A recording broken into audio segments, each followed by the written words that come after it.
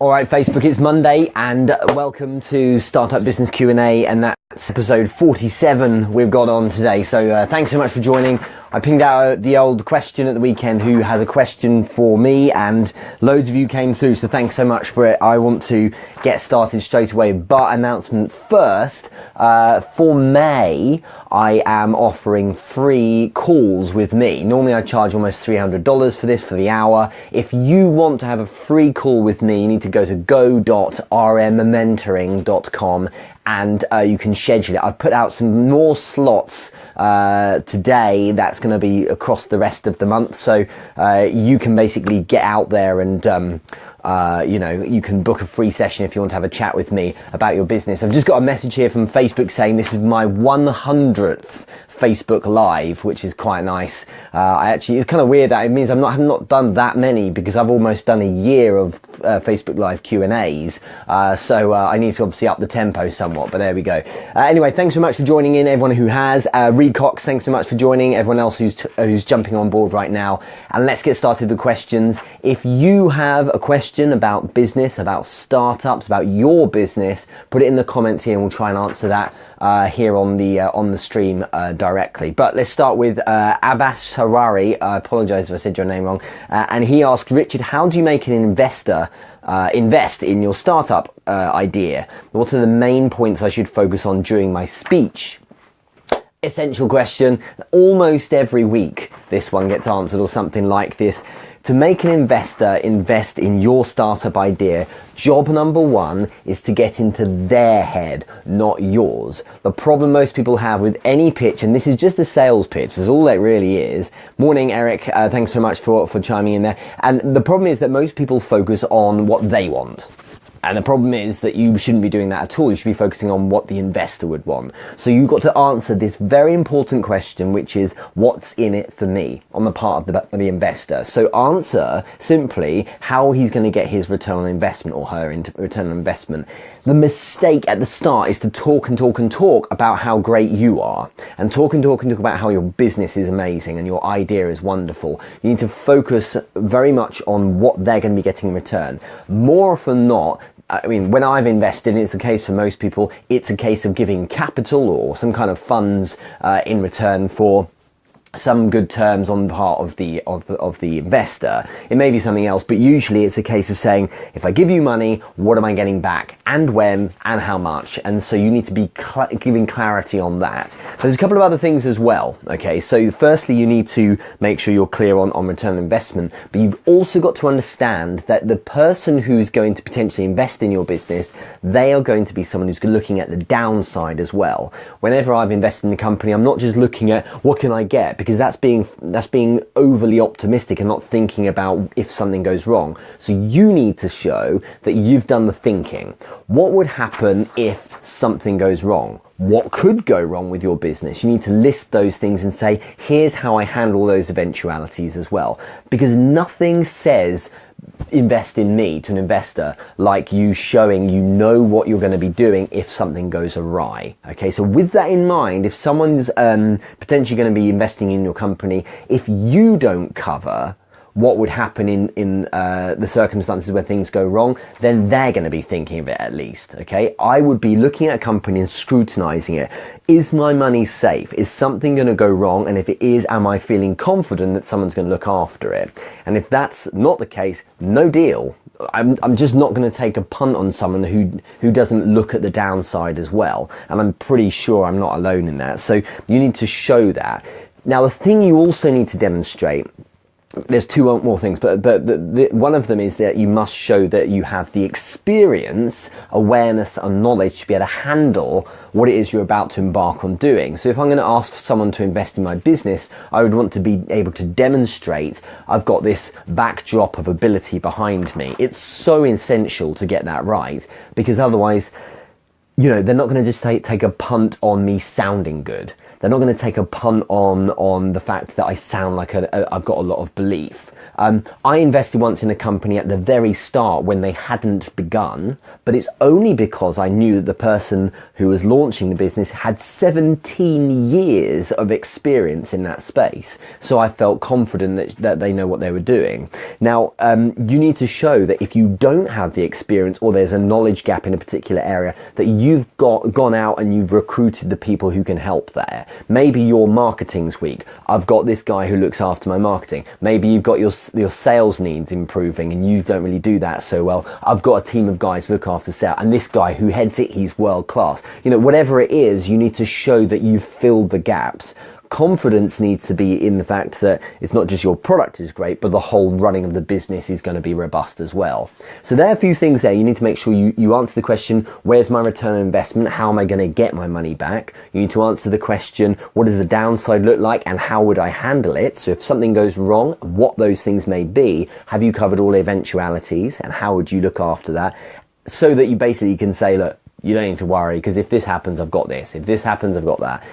You need to also look at experience, make sure you're clear that you know what you're doing with their money, basically. And if you don't, you have someone who's going to be partnering with you who does know that, and you need to invite those people into that conversation as well. But the fourth thing, which is arguably the most important, but also logically not, is you.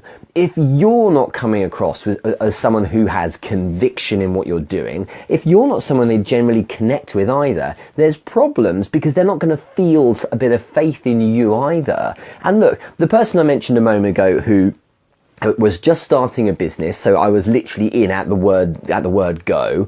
They had a load of experience in the past. If I didn't resonate with them, if we didn't have things in common, if I didn't like them, if we didn't kind of hit it off, I wouldn't have invested because I want to be able to feel I've got that connection, because when things are happening, I need to be able to speak to that person and say, so where are we and how's it going? And there doesn't need to be any awkwardness or a lack of trust there. So you need to make sure that you get on with them as well. Some investors are willing to give you money, but it doesn't mean they're a good investor. The problem is that people will jump if there's an opportunity to get capital because they are in a position of scarcity. They don't have any money. But the mistake there is to jump because someone can offer you capital. You should only jump when it's like, do you know what? This person has the money, but we just understand each other as well. They're going to give me space. There might be someone out there who's willing to give you 3 times what anyone else would, but they're going to be an absolute nightmare. They're going to emotionally be on your back. They're going to be so worried if things go wrong. You need someone who knows what they're doing, and someone often who's going to take a step back and leave you alone, or someone who's going to be hands-on if that's indeed what you're after. So it may be capital with mentoring or consulting that you're asking for as well. So these are some things to bear in mind. That's a really good question, Abbas. I'm really glad you asked it. There's a comment there from Zach on that point.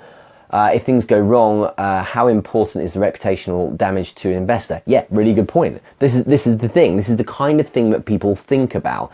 Often, an investor is silent. So I can't think of many businesses that I've invested in where I am worn on the sleeve of the person who is running the business. I mean, there's a couple that make mention of me here and there, but they're ones where I also consult with them as well. I'm one of the advisors, but there's one where I'm an investor and the whole world wouldn't know that I am an investor in it. It's just simply between me and the lead person. So yeah, reputational damage, it only is going to be in play if the investor is going to be in the public eye. So it's something to share if that's the case. So think on that. Let's move on. If you have a question of your own, put it into the comments. We'll answer that in the Startup Business Q&A, episode 48 today. So thank you very much for joining. Some of you have been here pretty much every single one for almost a year now, so I'm very proud of that. Thank you. And apparently, those of you who have just joined, apparently this is my 100th Facebook Live, which sounds weird because I've been doing this almost a year, so I've obviously not done enough. I've done an average of about 2 a week, I guess. Next question is from Lewis Clack. He said, Richard, should I be sleeping more, or should I have some more short-term pain for long-term pain? So now I'm being asked life coachy kind of questions like this. That's fine. Someone once said you shouldn't mess with sleep, and I, for one, really agree with that. I don't want to go ranty because I've done this before. Saying that you work 100-hour weeks and romanticizing about not about not sleeping much and working 18-hour days is pretty freaking stupid, to be honest, because what you're doing is you're saying, look how hard I can work, and doing it all the time suggests you need help, assistance or something, or perhaps that your time management's not very effective. You should be able to get a good night's sleep. Now, I'm not saying that you should be sleeping 8, 9, 10 hours. You need to sleep what you need to sleep. And I'll get to the point that you want to hear in a second, but basically it's going to be ebb and flow is the answer, Lewis. So, you know, you should be trying to get what your body needs. Some people naturally, not decisions here, but naturally have maybe 6 hours sleep. Some have more like 7 hours sleep a night. 6 to 7, probably 7 is a wise amount. 8, starting to get into the realms of having lions now. Okay, we don't really need to go in that far, but the thing is, you need to have the sleep so that if you need to run hard, and by run hard I mean working some lates, then you've got the gas to be able to kind of, you know, have that stamina. If you are having late nights when really you don't need to, then, and you're just kind of doing it because of the romance of it or because you can't put the work down, you're missing the point slightly. Because here's the thing, being fantastically successful at business, okay, and by the way, all of this is my opinion, so there's not necessarily science behind it, there's no wrong or right, it's whatever you think is right for you, but this is my view.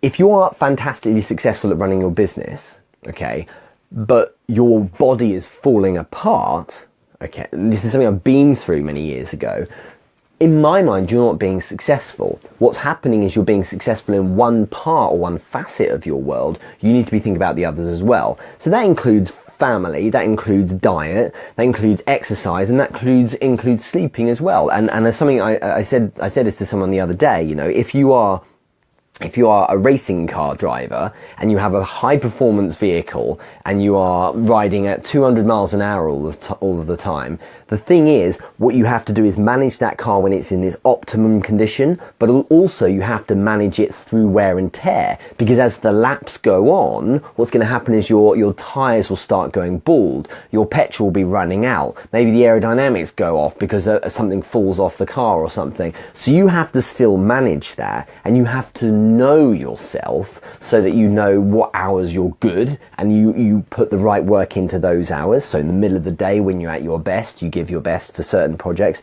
You know when you're maybe not quite as on peak performance because it's 3 a.m, and you make the call, do I need a pit stop here?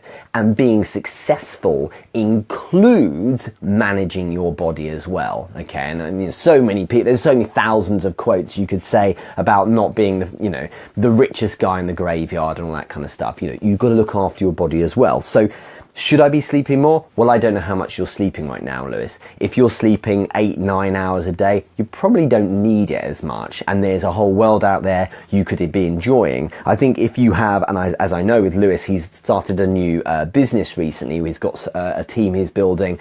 If you need to work, then you need to get on and do it. But what I take issue with is people who say, I'm going to have a kind of a very short amount of sleep. I'm going to have 5-6 hours sleep because I'm going to hustle and grind, and then they're off playing video games and watching telly or something, which is fine until the point when they complain about not being successful where their business is, all right? So if you want to be successful with your business, you need to look after yourself so you can run hard. It's a balance, okay? More often than not, in any given week, there will be some nights when it's 12 or 1 in the morning when I'm still working because I need to get something done. But when there is a natural pause because a task is complete, well, you know what? I'm going to get some sleep now. It's a good idea. I didn't sleep much last night for a number of reasons, and so I will work and do what I need to do today, but there's an opportunity maybe this afternoon for a power nap. Get down 15 minutes, recharge, and now I can go a bit harder. And all going to plan. If I come in on target with all of my tasks today, 10:30, 11, I'm done, and I can go to bed, and then I can get up at a sensible time and do it. Don't discount the fact that not getting much sleep is going to have a massive knock-on effect to the next day as well. I've done this recently when I got to bed at about 2 in the morning and I'd had a rubbish night the night before, and then I got up at like 6:30, so I'd had like 4.5 hours. Well, it wasn't even sleep because that was when I was in bed, and I got to bed straight from the office and I was basically wired, so I was really kind of buzzing. So I reckon I got 4 hours sleep, and I was a mess the next morning for a couple of hours because I was just trying to kind of come round. And so you need to manage your body like it, because you've got to recognize it's the device or vehicle for this, which the success is going to come from. Without your body in tip-top condition, so then it's food as well as food and drink being thought about as well as exercise, you're not necessarily going to win particularly big, because ultimately you get to a point where you just burn out. Romanticizing the big weeks, I'll finish on this question in a sec, but romanticizing big weeks, people go, oh, Elon Musk's work, that 100-hour weeks.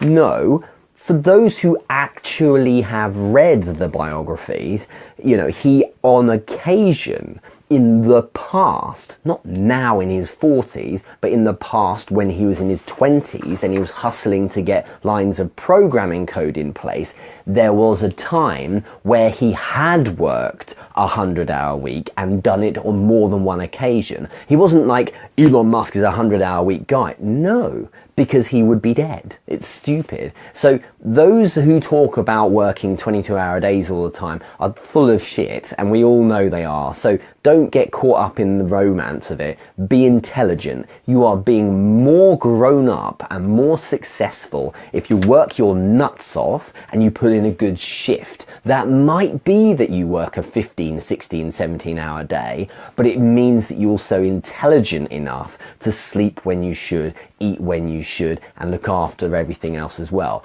A good successful business person manages all the facets of his world, not just the business one. That's like, if in the smaller sense, that's like running a business really well in the marketing, but the finance is falling apart. There's no sales, there's no product development either. That's a mess. That's not a well-run business. It's one well-run division. You need the lot going well, and it's no different for your life. Your business, good for you, but also your body and your family and so on as well. Okay, so ebb and flow. Some weeks you will need to turn on the heat. Other weeks, do you know what? I've done a good job. I'm doing it. I can. It doesn't mean ease up and well, I can get 10 hours sleep or something like that unless you've earned it. Unless you've said to yourself, I'm going to have a lie-in tomorrow, as long as I close 6 sales today or something like that. So look at it that way round, okay? That's interesting. Harvey, who's down in Melbourne, I think in Australia, he's actually awake for this. So should you need some sleep, you know, there's always a replay available for this should you need it. So thanks so much for joining in.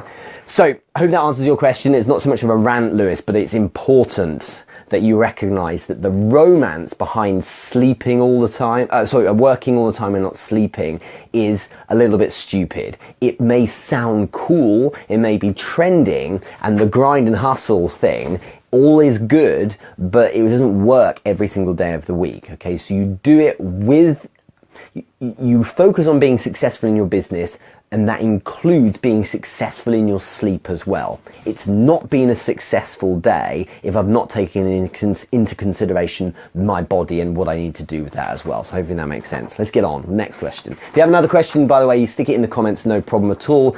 Just a recap, I said at the very start of this session, for the rest of May, I've opened a couple more slots up.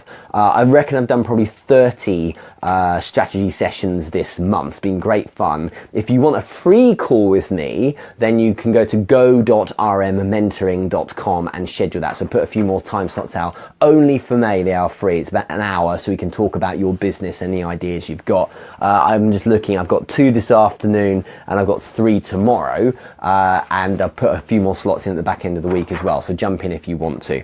Next question is from Daniel Nunez. Thanks very much, Daniel, for yours. He said, Richard, what methods do you use to recharge your motivation tank? Daniel, you've been following my Q&As for ages, man. You know that I'm an action man over a motivation man, but let me answer your question anyway. He said, are there any ideas for healthy cathartic activities? Look, what I do, my motivation, for those of you who don't really get it, the reason why I'm smirking is that motivation is circumstantial to action. Action is you physically just getting on and doing something. If you are motivated to do it, so that's an emotional thing. If you're motivated to do it, well then good for you.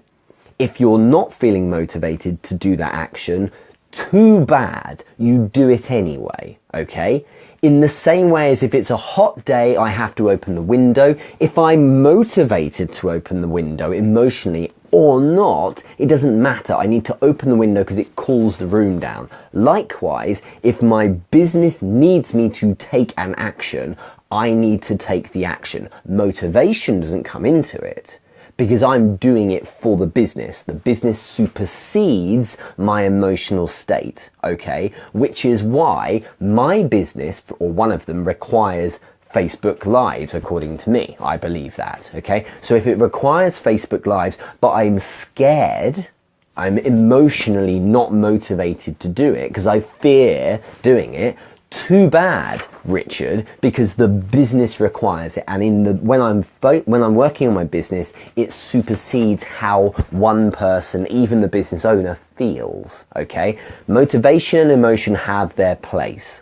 Don't get me wrong, but they don't supersede the call for action, because the problem is if you're not motivated, and you let motivation decide whether or not you're taking action, then whilst you're wallowing, maybe watching YouTube and trying to get pumped up and watch some kind of, video that gets you all motivated for an hour, then what's happening with your business at that point? Well, it's on pause. It's not doing anything. In fact, it's suffering. Okay, so you need to take action anyway. If you feel motivated, great. If not, then fine. But that's not the question. So what methods do I use to recharge my motivation tank? But the main thing I use, just because I don't want to go on too much about this, the main thing I use is rewards. Okay, so for instance, the other day, I had a task list of things I absolutely had to nail in the morning. I do this all the time anyway, and I said this is something you could try, by the way. I reckon I had probably 10 or 12 things to do that morning, some big, some small. And I said to myself, I can't remember what it was now. There was something I wanted to go and do. It might have been like something I wanted to eat, or something I think it was something I wanted to buy. That's right, because I'm a big kind of coffee connoisseur, so I wanted to buy this special type of glass lid for the brewing flask for this coffee I've been into making recently, and I wasn't allowed to buy it. This was self-imposed, as that would have been my reward. I wasn't allowed to buy it until I'd done the top 5 tasks. Okay, so I said to myself, what are the hardest tasks? If I didn't do them all, what are the top 5, the ones I have to get done? And I wrote 1, 2, 3, 4, 5 next to those out of like 12 or so. And I said, when those tasks are done, you can enjoy the pleasure of buying that thing. Okay, so I'm anchoring the feeling of pleasure and rewards that I'm giving myself with the outcome of completing work.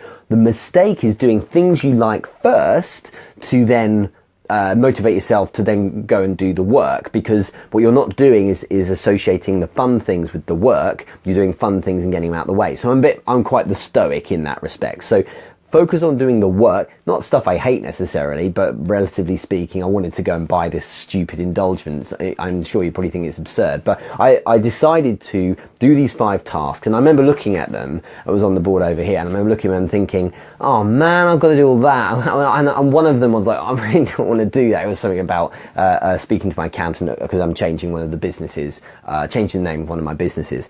And I was like, well, fine, just do it. And I always say to myself, oh, you don't want to do it? Oh, well, get on with it. Just, who cares? Just take the action. And it was only like an hour and a half later, and I'd completed the 5 tasks. Right, you're now authorized to go and buy that thing. And what you can do, that's the science of it. But what you can do is you can pepper your day, or specifically, you can kind of punctuate your day with rewards. Okay, so maybe it's listening to music. Maybe it's having a chocolate bar, or maybe having something healthy, doing some exercise, speaking to someone, having a call with a friend, watching a TED talk, whatever it might be that motivates you, but you have to attach it to tasks being completed. So instead of motivating myself first and then kind of get on with my work. I do it the other way around. So it's not really the answer you probably wanted, but that's what I do.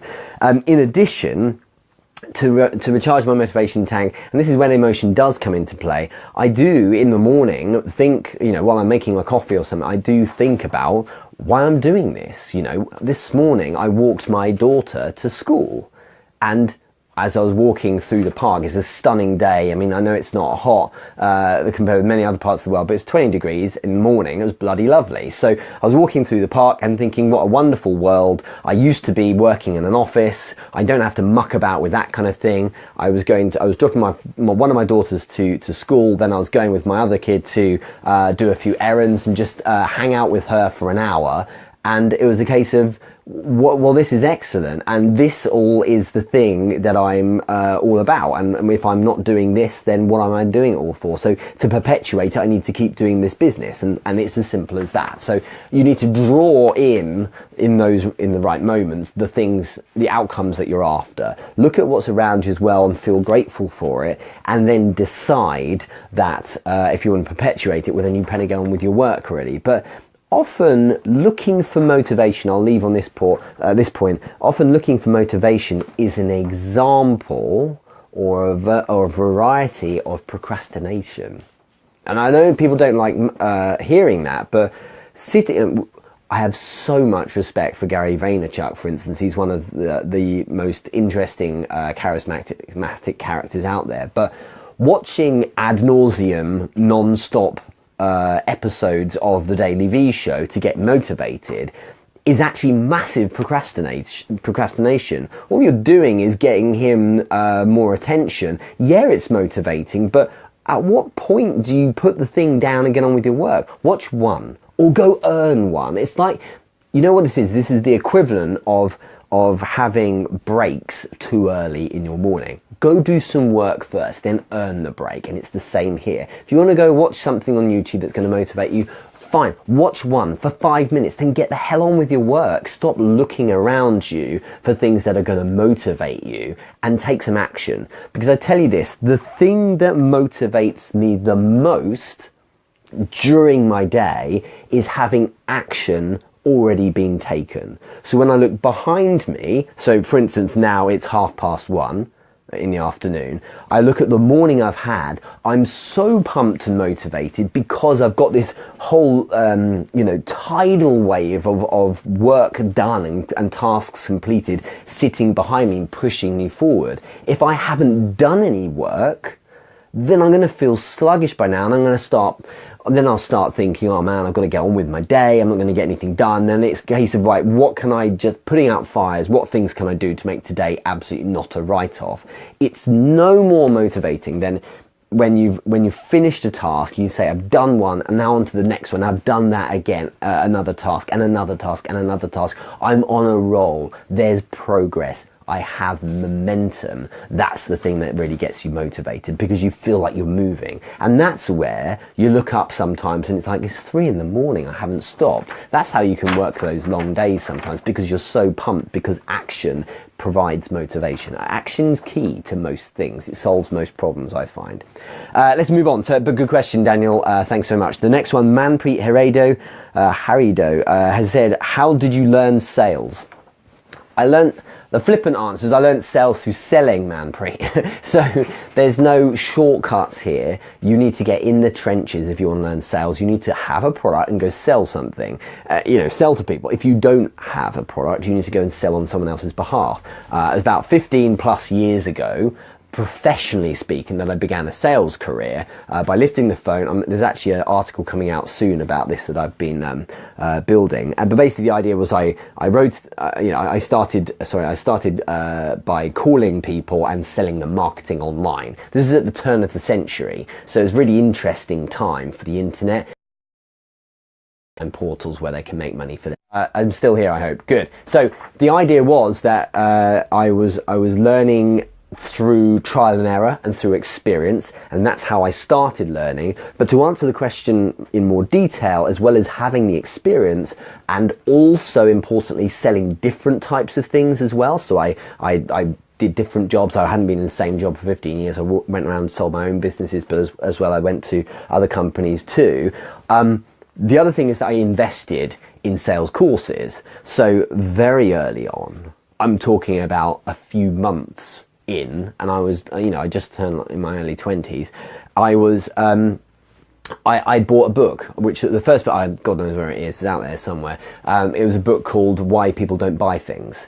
I can't remember who by. And I thought it was the craziest thing back then, because I'd been so conditioned to spend money on things that are actually a bit of a waste of time or a bit materialistic. The thought of spending my hard-earned cash on a book about work didn't make sense, because I was in this world where it's like, well, when you finish work at 5 o'clock or 5:30, you go home and that's the end of it. But I was actually starting to have this idea, well, why don't I just do more? So I learned faster than most because I applied myself more. I worked longer hours. I was more intense. But I also then bought this book, and then soon afterwards, I remember I spent about 500 quid going to the Excel Centre in London, which is this really really big conference centre near the London City Airport, and there was a course on negotiating. So I remember spending time there over a weekend. My friends were like, "What are you doing, man? Why don't we go out and go to the pub or play football?" I think it was, or something like that. I was like, no, I'm spending these 500 quid because it's going to help me. And so very early on, I was spending money on getting advice and mentors, basically, and people helping me close things. It was directly applicable because then the Monday morning I could go and sell again. And so I learned sales through selling, really. Of course, there's the nuances in the fine arts and the kind of the dark arts and the elegance that comes into little bits of different kind of advanced selling you can do. And that was learned through the years, learned through just having contact time. I must have made hundreds of thousands of phone calls, because there's millions of pounds worth of sales that have made across dozens of different products over the years, and you just have enough contact time every day with people that you get to sense how people buy, and you sense how you can sell, and you leverage the right, the right things at the right time. You just get used to it. Like with anything, I'm really good at walking, because I've done it for almost 36 years, and so when there's a crack in the pavement or a wobbly bit of path, I'm really good at staying on my feet. It's just practice, and that's that, really. If you have no product, you should learn selling anyway, as in you should go out and sell stuff. I really think it's worth doing. Now, selling could be in different guises. It might be that you're selling from behind the screen, in the sense that you maybe do Facebook ads or conferences or webinars and things like that, or you're going face-to-face, door-to-door, and I did that kind of thing as well. I really feel that there's some real skills. You learn a lot about yourself when you go out there and sell in person or face to face, or on the phone at least. I think you can get a lot from it. Zach's just posted the link there to that book, Why People Don't Buy Things. Yeah, you should check it out. It wasn't a world-class book, but it's a good one, and I have fond memories of it. Any questions of your own, just pop them up here. So next question was from Zach Houston, actually, who's just posted that comment, and he said, what 3 factors, when you look at your business over 3 months, would make you close it down? Okay, so I'm reading this question as if I'm starting a business, because this is what I get asked a lot. If I'm starting a business, how do I know it's not going to work? What 3 things would need to happen for me to shut it down? Off the top of my head, I think if after 3 months I was getting no sales, or shifting no units, or even pre-order sales of the product, I would probably personally shut it down or stop. Now, that's not applicable for all companies and all products, so don't take that as what you should do, because it depends on the product. But I like working with products that aren't going to take years of R&D to build. I want a product that I can build and have out the door, so I can get on with selling it and then move on to the next product. That's just how I roll. And so if I couldn't get a sale within 3 months, I would personally think there's something up here, which knocks onto the second thing I can think of, which is if I'm really not getting any audience engagement or traction, if people just aren't really that keen on it, yeah, it could suggest your marketing's off point, but I tend to have been quite successful getting people to buy my things in the past. I would say maybe that there's alarm bells there as well. But ultimately, I suppose the other thing is if after 3 months, whilst appreciating that working my nuts off is important, sometimes not really necessarily enjoying that, if I really didn't feel like it was something I was passionate about or really enjoying, I would want to be stopping it. because I recognize you have to go through hard work, and sometimes that pain can last a long time. And I've worked with businesses where it's been pain for like a year building something, and even longer. But after 3 months, you should still have the passion. Pain can come in the form of just working so hard because there's so much to do. It doesn't mean that you're any less inspired by the outcome you're chasing, or you know, what you're doing is if you're enjoying the journey, that makes sense. And there's someone I spoke to recently about this, and he's pivoted completely, because the thing he was doing, I remember him saying, it was only 2 weeks ago, he said, he was like, Richard, I'm not 100% and I can't give this 100% because I don't feel like it's right for me. Then he's pivoted recently and he's like, do you know what? This now feels right, because this is exactly what I should be doing. It's changed direction slightly, and now it feels like it's something you can get passionate about. So that's what I would do. If I'm not getting any sales, if no one's really that interested, and that's with me doing a good job with trying to sell it and trying to engage with an audience. But also, if I don't feel like, I'm like, why am I doing this? I don't really feel there's any passion. There's time to stop it. But you know, quitting or stopping a business altogether seems very extreme. I suggest strongly that stopping a business is very much a last resort. It's often a case that even in 3 short months, you've learned a huge amount. You've got a lot of experience. So pivoting, going maybe in a slightly different angle, but still using a lot of the assets you've built or whatever it may be, or using the experience you've got, can get you some early results in the next venture you have. So don't quit and stop altogether, but pivot slightly what you're doing if it's not feeling quite right. Certainly something I've done. I mean, 2 years ago, if you looked me up, I was all about this 8-step startup thing. It was the brand, it was a website, it was everything, and it's turned into a course, which is one product I have on how to build a startup, and it exists out there and it's great and people use it and they love it. But I was defined by that to begin with. Now, I didn't lose passion for it, but I soon realized after a few months, hey, do you know what? Whilst this could be an occupation building this thing, at the same time, I want to go in a slightly different direction. I'm being pulled in this direction because it's not quite my passion.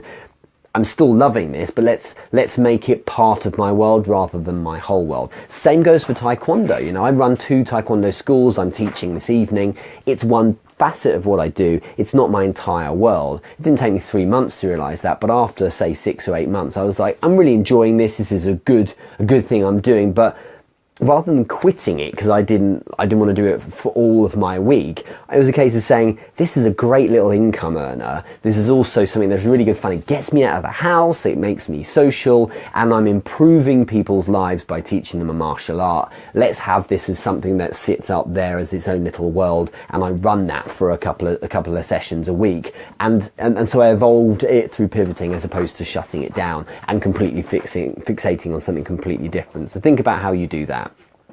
Hope that answers your question, Zach. He's also written here a follow-up question, follow-up to that. What factors must you consider when you're going into a new venture? Look, the good news is if you're going into a new venture, you tend, especially 2017 with the access to people that you have nowadays, if you have an internet connection, is that you don't tend to have to worry so much about if there's an audience for it.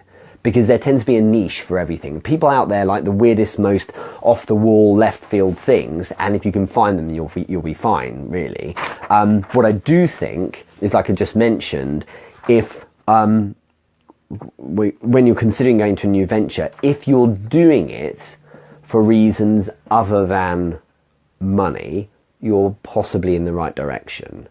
If you're doing it because you just want cash, you'll never last at it, I promise, okay? So it's been proven time and time again, if you're doing something for money, right, you'll never make it to the very end, whatever that looks like. You'll never stick it out, you know, for decades.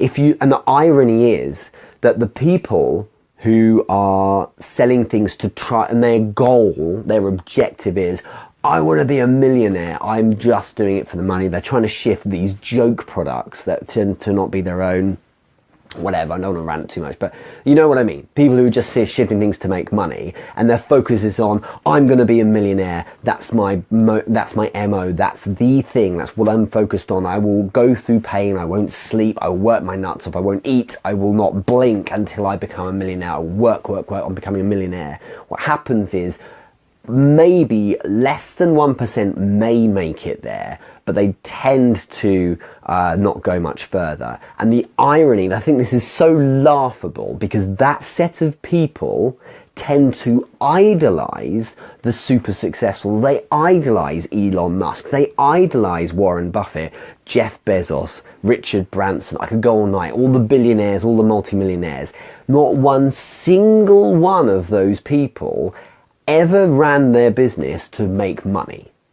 Even Warren Buffett, bear with me, okay? All of these super successful people that are idolized by the people who are only out to make money, they are actually idolizing people who don't have that same kind of thrust about them. Now, Warren Buffett doesn't invest to make money in the sense that he's not doing it going, I want 100 bill, that's what I'm doing this for, I'm going to make 100 bill. It's a product of the fact that he wants to win. Go learn about Warren Buffett and you'll see he wants to understand the investing world and win and beat it, and you know, the way it was described about Warren Buffett was the amount of money he makes is his way of keeping score. He's not doing it to make himself money. It's just his scorecard against how he's doing, and his focus is on delivering results because he finds that stimulating.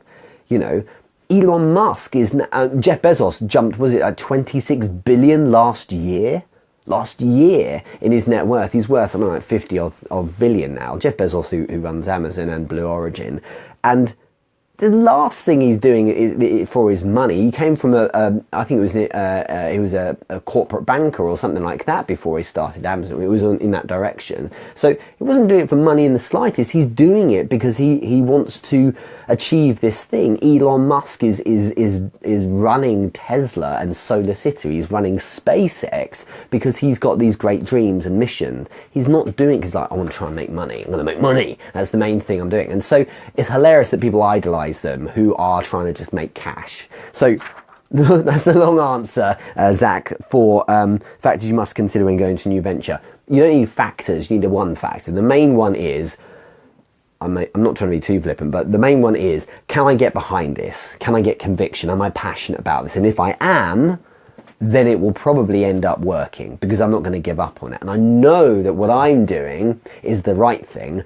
And it evolves over time, sure, but in generally speaking, the space I personally am in, Richard Moore, today is the right space because I love it. And if I'm loving it, it means that I'm successful and I make more money now than I did when I was in London. It's quite a weird thing, really. But as a result of loving it, you tend to push yourself that much more. You really, you obsess and you think about it like you do about a family member, and that's the way it should be. Thereafter, other factors for consideration don't matter so much because you find a way when you want it to work because you're deeply passionate about doing it, or whatever the outcome may be of it. So hopefully that answers your question. Other factors like, have I got enough capital? Have I got enough experience? That's worry and fear getting in the way. You need to start. And you need to find ways. You need to find money if you need to find money, or you need to find people and barter. You need to offer them a service and get one in return. You need to have people, leverage people to help you win. And I've done total bootstrap companies where I've spent very little money and I've leveraged people and I've helped them and they've helped me with whatever they can help, and so much more comes from it. So hope that resonates with you guys. It's important to think about that. That's the thing that really makes a big difference for me. Let's do 2 more questions and then we'll finish up because I think what we're getting up to about 1:45. So Terry Walters, thanks for your question, Terry, because this is your first question as far as I can remember, is Richard, how do I stop going to the pool, riding my bike, going to yoga classes and having fun hanging out at the gym and get to work? What a great question. I think that this is kind of similar to the one earlier that Daniel had asked about recharging motivation tank. The reason why you do those things, the reason why you ride your bike, go to the gym, the pool, do anything but work, is that you have assigned a feeling of greater pleasure to them. When you do those things, they make you happy, you enjoy them, or more specifically, you prefer them to doing work. Now, if work is dull and boring, then you need to do one of two things. Go and get a different work, okay, which isn't as boring, or do a work which converts into something that's pleasurable or good for you. So it may be that you can see an outcome of work, something that can make you feel great. You need to fixate on that and say to yourself, I can have this if I work for it. Imagine if you could, imagine of the things you mentioned here, go to the pool, riding a bike, go to yoga and have fun hanging out in the gym. If having fun going out hanging in the gym was the thing that you love more than anything else in the world, and you associated it with work, in the sense that you said to yourself, I can go to the gym, I get to go to the gym, I've earned the right to let myself go to the gym. If I complete X, Y, and Z tasks, suddenly we're working because you want it. At the moment, the outcomes that you get as a result of working are not attractive enough for you to deem it's necessary to put down the pool, the gym, the riding the bike, and go do that work. So at the moment, you've got the wrong kind of rewards associated with working, okay? So you need to change those things. You don't necessarily have to change the work. You need to change what's going to be associated with completion of the work, okay? And that's why, for instance, a classic example, if you look at the social world, that's why people may go through pain chatting someone up at a bar or a nightclub, because they know that deep down the reward of chatting up this person, the work they have to put in, the reward is that they might get to sleep with that person or get to take him out on a date or whatever it is they're after. And that is something that's compelling enough to make them go through the pain. If they weren't that fussed, and the thing is, because of the imperative to breed, it's kind of inbuilt in us. If they weren't that attractive, then that wouldn't happen so much, and we'd be a dying race right now, or dying breed. But the point is that there's an outcome that's associated with the work that makes it worthwhile. You need to think on that, okay? And like I say, if you just can't find a way through it, then it's not necessarily if the work being completed will make you feel good. It's a reward you give yourself for doing that work. Look, the other day, I mentioned this earlier, the other day when I completed this accounting work I had to do, it wasn't like, yeah, I've done the accounting work, now I feel amazing because that's a great thing done. Yeah, sure, I had a bit of a buzz because I knew that task had been ticked off, but I associated completely unrelated reward to it. I was buying a piece of paraphernalia for my coffee making hobby, but I associated with that task. So in completing it, I had this cool thing. That's what you need to do. That's the bottom line, is you need to associate something interesting with work. At the moment, mucking about at the gym is, as you kind of almost put it, is more compelling, and you need to switch that. Make the gym related to completing some work, and then you'll earn it more. Last question, Eric Duncan. Also, I think you joined us today, and this was your first question, if I remember right. So thank you so much. I really appreciate it, all of you. I really appreciate the support. It's spectacular. 48 weeks now, 48 episodes this has been. So I'm quite pleased. I've really enjoyed doing it so far. Eric asks, how do you calculate the valuation of your company when you have zero sales?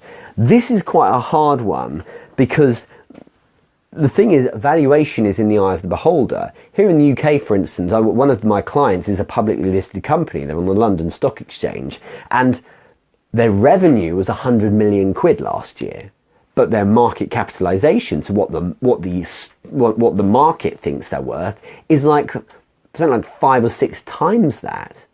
And so that's just people's perception of them.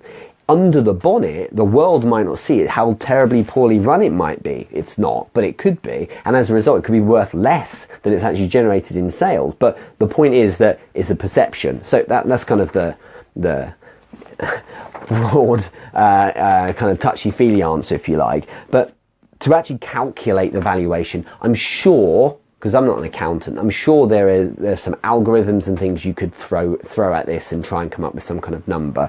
But the bottom line is, what I would do is I would look genuinely at the market. I would look at kind of people who do what you do, or kind of businesses that run what you run, and look at, cost of product, tends to be times it by the number of units sold each month. Look at the kind of overheads you're likely to have, and you just do the basic maths to work out what you think you're likely to be worth as a business.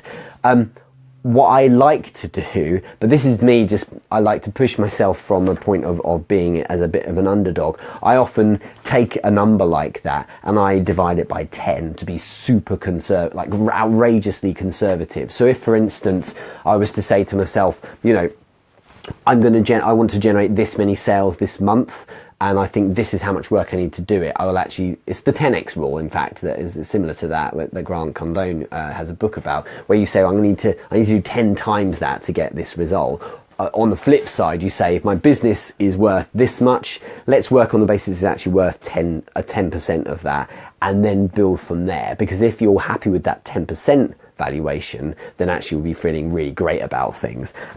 Look at like companies is about all you can really do. Like I say, I'm sure you could speak to a financial expert, and I know people who buy and sell businesses for a living, and I've got one friend who is tremendously good at looking at all of the assets. You can do it the accounting way. Look at all the assets, break it down, and say, here is technically what this company is going to be worth, and what it's going to be worth.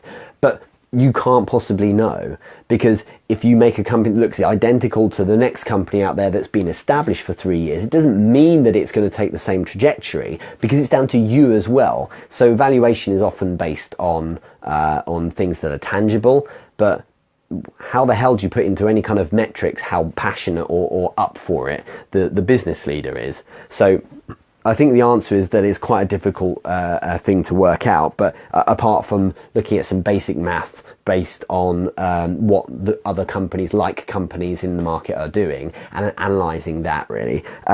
PM me if you want, Eric, and let's have a chat about it. If it's something that's on your agenda right now, we can look at what details you've got. But yeah, there are algorithms out there that can help with this, I suppose. But yeah, hopefully that can help. If you have 0 sales, then it's all projection, it's all conjecture, and arguably it just doesn't really matter. How can it possibly matter anyway? If it's for an investor, then there are other things you should be focusing on, because if there's no sales yet, you need to be showing how you're going to get sales rather than much else beyond that. But it shouldn't be too difficult. Here's the cost of sale, as in the cost of my unit minus the expenses. Therefore, here's the margin, as in the profit, and the margin times the number of units I project to sell in a month gives you the value of the cash that's going to come into the business in that month. And that's kind of the essential maths you need to be doing. But other than that, I think get on with it, really, unless it's a case that you're speaking to an investor. Then in which case you can say, what kind of detail do you need from me?